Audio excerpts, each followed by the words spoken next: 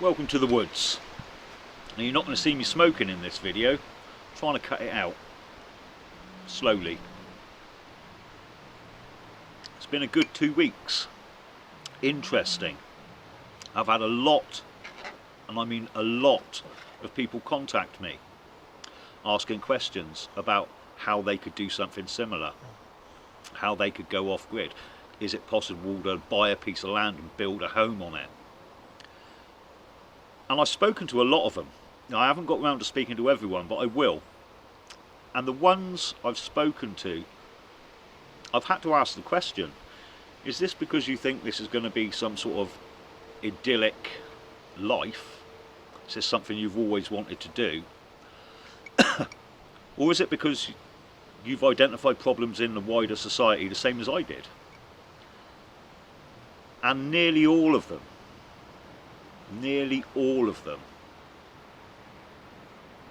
don't want to carry on in what is considered normal society.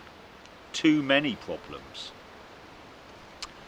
Now in the UK we have a Conservative Party and a Labour Party, and somewhere sort of down there is some sort of liberal thing.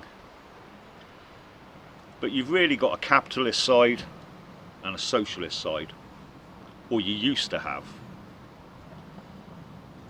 But it looks pretty much today as if both sides are exactly the same. Both advocate for a global capitalist economic system, and at the same time advocate for a politically correct, woke societal system. Neither of which works for the majority of people. So you're going to end up with problems. The global capitalist system has inverted what it should be. Whereas capital should work for the people, you now have the people working for the advancement of capital that has been elevated above them. Bizarre. And the woke, politically correct societal system that is advocated by both sides now is so intersectional,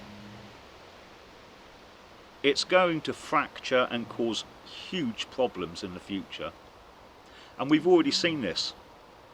Whereas the Labour Party used to stand for the British working class, they've abandoned that group in favour of smaller and more diverse groups and bringing them in all together. So they now advocate for the LGBT community, for the BAME community, for the black, Asian and minority ethnic community, for the trans group. Any small group they can bring in together to form a voting bloc. But that's going to blow up. We've already seen it with the Muslim community and the LGBT community. And Labour don't know how to handle these rifts. We saw it this week with Wiley, the grime musician artist, who's been on Twitter having a pop at another protected group.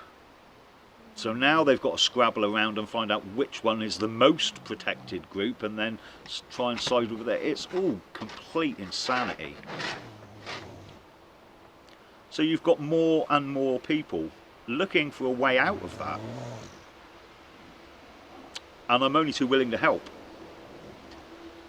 And what has been fantastic is that these people are now starting to collectivise themselves.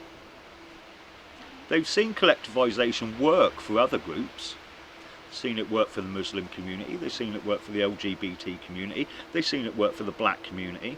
They looked at those BLM riots and protests during lockdown and how a collective of one group of people became quite powerful. So they're collectivising. They're pooling knowledge and skills, and that's a fantastic thing to see, and I can see it being a way forward. They've recognised that by withdrawing from what would be considered a normal society and doing something slightly different is maybe the best way forward for them and their family. And if they can't do it on their own, then maybe they could do it with like-minded people. And it works. I spoke on one of my other videos about helping a friend of mine build his cabin. He managed to buy the land, but nearly wiped out all of his money. They were left with a very small amount.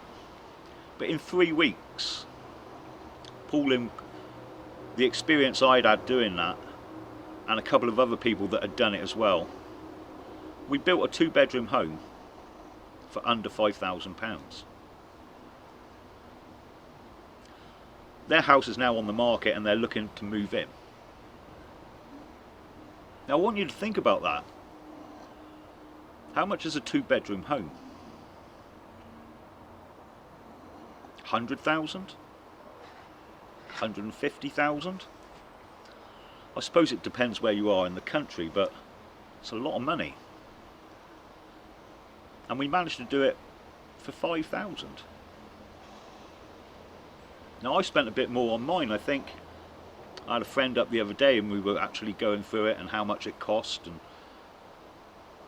I've got 4 bedrooms, 25-foot lounge, a utility room, a dining room, bathroom, whatever.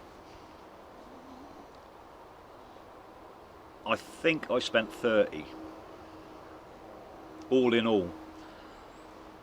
I think the actual structure when I originally built it and moved in was about 5 to 10, and then I continued to improve it, and it's at the stage now where it's a lovely home. But what else would you buy for 30,000? A Wendy house? £30,000 now is probably a deposit on a house that you'd then be tied into, and it would take you 25 to 30 years to pay for.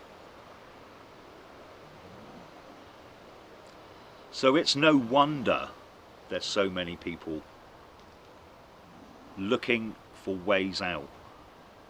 And that's not even including the amount of people that leave the country because they recognise that the system here is broken. And they can't see a way of rectifying the system, so they opt out of it.